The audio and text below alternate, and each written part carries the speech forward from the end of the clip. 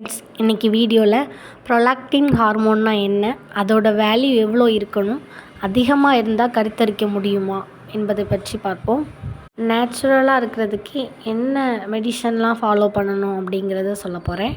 First prolactin hormone அப்படின்னா என்ன அப்படின்னு பார்த்தீங்கன்னா நம்ம பிட்யூட்ரி கிளாண்ட்லேருந்து ரிலீஸ் ஆகிற ஒரு ஹார்மோன் தான்.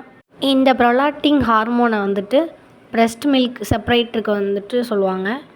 அதாவது தாய்ப்பால் சுரக்க வைக்கிற ஹார்மோன் இதுதான். இது ஒரு பெண்ணுக்கு எப்போ சுரக்கும் அப்படின்னு பார்த்திங்கன்னா, ஒரு பெண் கருவுற்றிருக்க போதும் குழந்த பிறந்ததுக்கு அப்புறமாவும், அதாவது தாய்ப்பால் கொடுக்குற பருவத்துலேயும் இந்த ஹார்மோன் சுரக்கும். அந்த டைமில் தான் அதிகமாக இருக்கும். அதுக்கப்புறம் அதுவே கொஞ்சம் கொஞ்சமாக குறைஞ்சி அதோட வேல்யூஸ் நார்மலாக ஆகிரும். இது நார்மல். சிலருக்கு என்ன ஆகும் அப்படின்னு பார்த்திங்கன்னா, அவங்களுக்கு கருவுறதுக்கு முன்னாடியே, அதாவது ப்ரெக்னென்சி ஆகிறதுக்கு முன்னாடியே அவங்க கருத்தரிக்கிறதுக்கு முயற்சி பண்ணிகிட்ருக்கப்போவே இந்த வேல்யூஸ் அவங்களுக்குலாம் அதிகமாகிடும். அதாவது இந்த ப்ரொலாக்டின் ஹார்மோன் வேல்யூஸ் அதிகமாக இருக்கும். அப்படி இருக்கப்போ என்னெல்லாம் சிம்டம்ஸ் இருக்கும் அப்படின்னு பார்த்திங்கன்னா, ஃபஸ்ட்டு அவங்க பேபிக்கு ட்ரை பண்ணாங்க அப்படின்னா பேபி ஃபார்ம் ஆகாமல் இருக்கும்.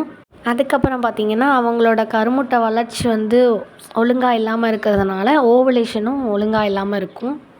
அவங்களுக்கு இர்ரெகுலர் பீரியட்ஸ் இருக்கலாம்.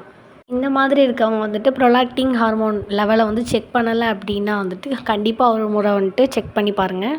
அதுக்கப்புறம் இன்னொன்று என்னென்னு பார்த்தீங்கன்னா அப்படின்னா ப்ரெஸ்ட்டில் ஒரு வாட்டர் ரிலீஸ் ஆகிற மாதிரியும், மில்கி ஒயிட்டில் பால் மாதிரி ஏதாவது ஒரு டிஸ்சார்ஜ் வர்றதுனாலையும் அதை நம்ம நார்மலாக கண்டிப்பாக எடுத்துக்கக்கூடாது.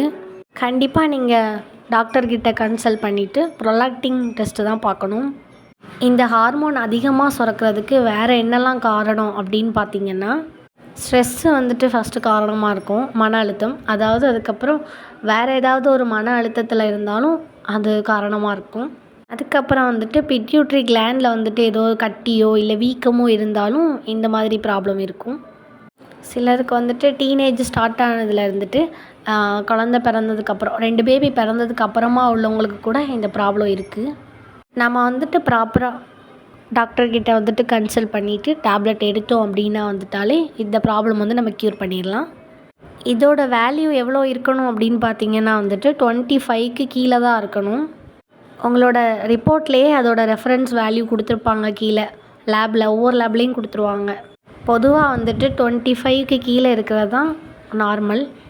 இப்போ அப்படி அதிகமாக இருக்குது அப்படின்னா டாக்டரு நமக்கு எந்த வேல்யூ இருக்குது அப்படிங்கிறத பொறுத்து கேபர்க்ளோலர் டேப்லெட் நமக்கு சஜஸ்ட் பண்ணுவாங்க. அந்த மாதிரி டேப்லெட் வாரத்துக்கு ஒரு முறையோ இல்லை மாதத்துக்கு ஒரு முறையோ எடுக்கிறப்பவே நமக்கு அந்த டேப்லெட்லேயே எல்லாமே சரியாகிடும். சிலருக்கு டேப்லெட் சாப்பிட்டும் கண்ட்ரோல் ஆகலை, வேல்யூஸ் ரொம்ப அதிகமாக இருக்குது அப்படின்னா அப்படி இருக்கவங்க மட்டும் நான் சொல்கிற சித்தாட்ட அந்த டாக்டர்கிட்ட கன்சல்ட் பண்ணிங்கன்னா அவங்களுக்கு க்யூர் ஆகிரும். அப்படி கன்சல்ட் பண்ணிங்கன்னா அவங்களுக்கு கண்டிப்பாக ரெடியூஸ் ஆகிரும்.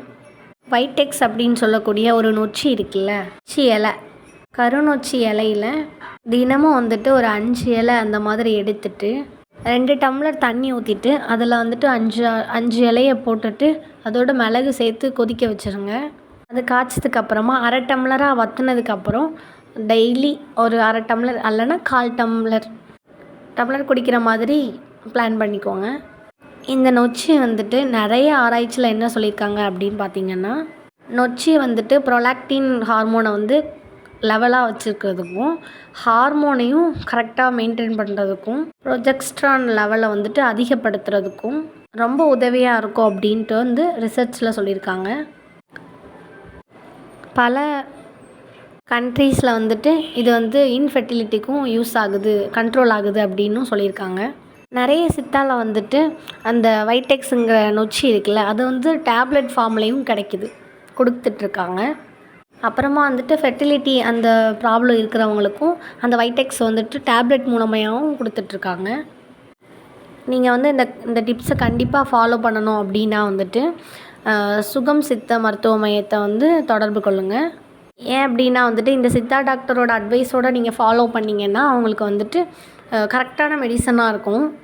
ஒரு விஷயம் தெரியுறதுக்கு முன்னாடி நம்ம எதுவுமே எடுத்துக்கக்கூடாது, ஏன்னா எஃபெக்ட் ஆகிரும் பாடியில்.